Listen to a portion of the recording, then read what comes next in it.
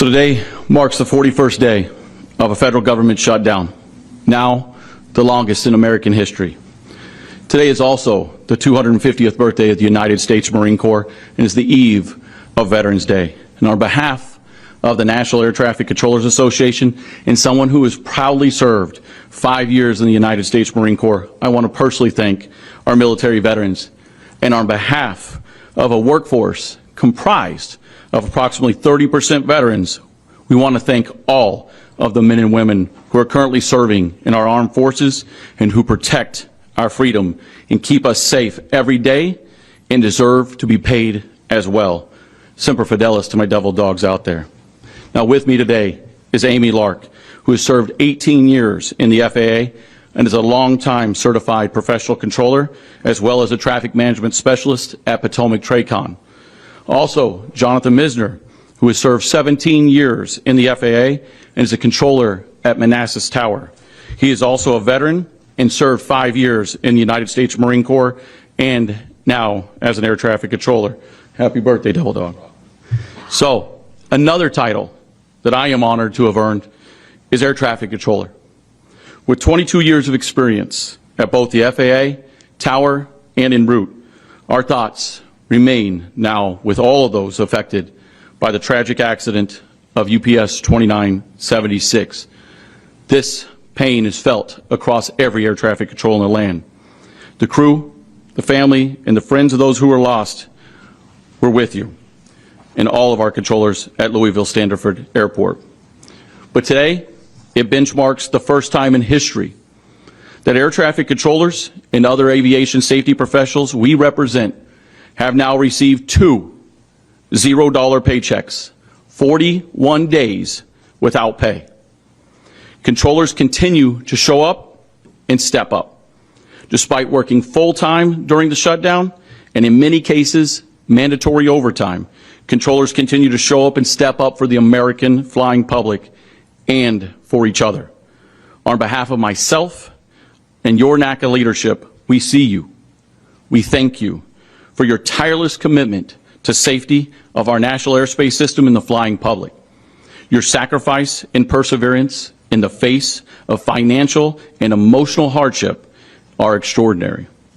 Now, air traffic control is one of the most mentally demanding and high consequence professions in the entire world.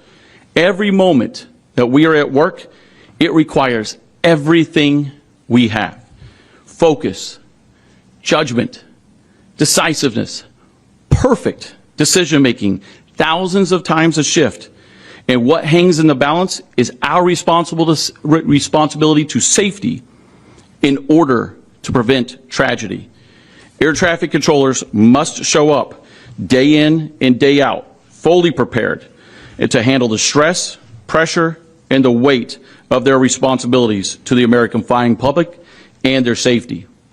For decades, air traffic controllers have held the line through staffing shortages, outdated equipment, hiring freezes, terrorist attacks on September 11th, pandemics, and every crisis that this country has lived through. They have kept their focus, their composure, and their commitment to safety.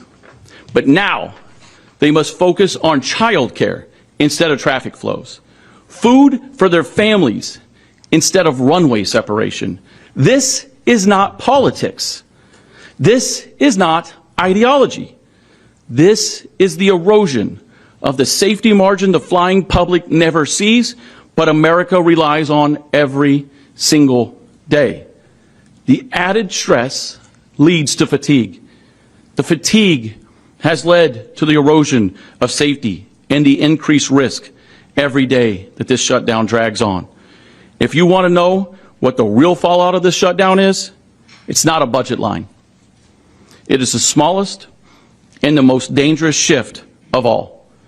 When the most disciplined safety workforce in America is forced to think about survival instead of public safety. This is the cost. This is not theoretical. It is happening now in real families, in real control rooms, in real time. Now, history will remember who is responsible for the shutdown. The public and media will debate who won, but we all know who carried the weight of it and who has to pick up the pieces when it finally ends. It's us, the federal workforce, that has been the rope in this game of tug of war. Now, let me be clear. Not just air traffic controllers and aviation safety professionals or federal employees. No American should ever be forced to work without a paycheck. To not pay someone for the work that they have performed is un-American, and failing to pay that workforce that keeps our sky safe is not acceptable, and it is not sustainable. We embrace the responsibility we hold and the trust we are given. This past weekend, air traffic controllers ensured that over 7.3 million passengers arrived on time, arrived safely, and flying over 113,000 flights. And they all arrived safely at their destinations.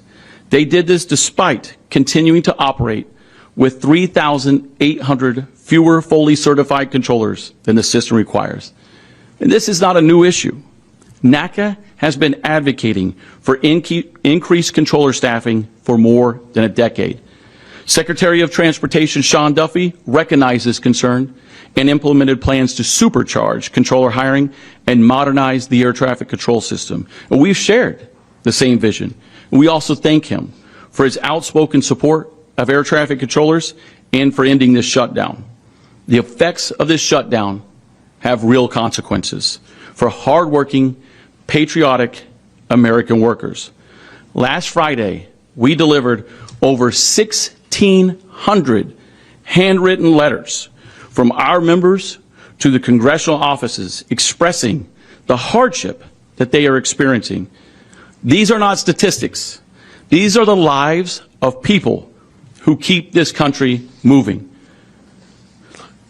One of our members recently moved from Alaska to Illinois and is in training at her new facility. Her husband of 20 years is a 5-time combat veteran who has 45 documented explosions and 7 direct hits in his service record. He returned from Iraq and Afghanistan with a traumatic brain injury diagnosis and 100% permanent and total service-related disability. Consequently, she is the single source of income for her family. Their son just graduated from Navy A school, 4th in his class, but they could not afford to attend his graduation. She's plagued by financial insecurity, and in addition to training at her new facility, she has sold plasma twice, started delivering for DoorDash, and recently took a part-time job on her regularly scheduled days off or day off. A NATCA member in Nebraska pays a $2,800 copay for a specialty medication to treat his wife's autoimmune disorder and prevent it from becoming crippling. After a month without pay, he's unsure how he's going to pay for the basic living expenses and his wife's medical needs. We've heard from recent graduates of the air traffic control training in Oklahoma. They are resigning and cannot begin this challenging new career without a paycheck. We've heard from other air traffic controllers that are struggling to find ways to to pay for gas and to get to and from work, while others are struggling to pay for childcare so they can go to work. These are real people. They're real Americans, and they are facing real problems.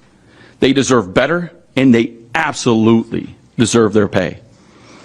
The aviation safety professionals we represent are doing everything they can to continue to show up and deliver America's passengers and cargo safely to their destinations. Congress must act immediately and end the government shutdown and ensure that all individuals who have not been paid during this prolonged closure receive their compensation. Enough is enough. Now, thank you, and I'll be happy to take your questions along with Amy and Jonathan. Secretary Duffy yesterday said DOD had offered military air traffic controllers to him, but he was unsure if he could use them for the civilian airspace. What's the status of this idea? What is NATCA heard from DOT? We haven't directly engaged with it, but air traffic controllers across the country go through a rigorous training process. They're highly skilled, highly trained, and that would take quite some time to have anyone else control the airspace that FAA controllers do in and day out. And is NATCA's understanding that the FAA ordered flight cuts to 40 airports will continue to be phased in and ramped up this week despite the deal in the Senate? Administrator Bedford and Secretary Duffy would be the ones to determine if that process is going to move forward. Yes, go ahead, sir. Hi, Nick. Tom Costello with NBC News. Assuming and hopefully you all do receive a paycheck quickly, assuming that the shutdown ends, how long will it take for your workforce, for your controllers, to feel like they've got their head clear, that they're back in the game, that they're able to go in and not have that distraction? In other words, is there a residual lag time before your controllers truly are back feeling like they're back in the game and able to concentrate solely on the job? Yeah, this is one of the worlds where this shutdown isn't a light switch. It's not just on and it's not just off. Air traffic controllers have to go in and be perfect every single day. And they know, based on what is in the current bill, that January 30th will loom around the corner. Being made whole and being able to be back up is knowing that every shutdown that you could possibly be the political pawn never puts controllers completely at ease, but getting them paid is the priority so they can live their lives and ensure that they have the proper compensation. It's the right step in the right direction. Whatever it takes to open this government and pay our members is what's needed right now. And we'll have to continue dealing with the fallouts and what the added stress and pressure that this has caused. Go ahead. Nick, Dave Shepardson from Reuters. The Secretary said that the safety data has been going in the wrong direction and suggested that controllers are making more mistakes, they're fatigued, the runway separation, ground incursions, and so on. They also cited reports that pilots filed. Have you seen this data? Do you think that's accurate, that controllers are not performing as well as they did pre-shutdown? I haven't seen the data specifically, but I can tell you every day that this shutdown, it goes on, that an air traffic controller had to survive 41 days with financial insecurity, that leads to added stress, frustration, pressures where air traffic controllers cannot be 100% focused on their job. They're not a political pawn. They shouldn't be used as a rope in this game, and they know it. They feel it, and absolutely, every day that this drags on, that we have to worry about the stress and the pressure on them. For a workforce that has to go in and be 100% of the time, there is no world where it just operates the same and smoothly when people aren't receiving pay. So it's something that concerns us, it's something we've been speaking about, and it's something that's been real since day one of this shutdown. Go ahead. Trying to emerge from the New York Times, can I ask two? Absolutely. Okay, first one. We're obviously in the midst right now of ramping up these flight restrictions at the 40 airports. We don't know if that's going to continue on or not, but is that something that's actually making an appreciable difference or would make an appreciable difference at a certain threshold for the controllers, as Secretary Duffy said he's trying to do? Secretary Duffy and Administrator Bedford will have to review what each and every one of those restrictions does and what it looks like, and are they getting the results they see. Air traffic controllers show up to do our job day in and day out. One plane or every plane in the sky, we're going to do everything we can to ensure the safety of the American flying public, and the administration will have to determine what that looks like. But I can say that we have made it very clear that every day that this shutdown was to go, that's going to be an increased risk in the system. When there's increased risk in the system, there's only one way, there's two ways that you can handle it. One is open the government and paying the air traffic controllers and the aviation safety professionals. Two is you have to look at the capacity of the airspace and how many flights that air traffic controllers are handling every single day. On the 41st day of the longest federal government shutdown in U.S. history, leaders of the National Air Traffic Controllers Association, NATCA, held a powerful press conference addressing the toll on aviation safety and the human cost for America's air traffic. Controllers. NATCA President and U.S. Marine Corps veteran Brian Schallenberger was joined by FAA professionals Amy Lark and Jonathan Misner, highlighting the growing strain on federal employees working without pay. They described the real-life consequences of the shutdown: financial hardship, fatigue, resignations, and the erosion of safety margins in the nation's airspace. As controllers continue to show up and ensure the safety of millions of passengers daily, NATCA calls on Congress to immediately end the shutdown, restore pay, and invest in long-term staffing and safety reforms.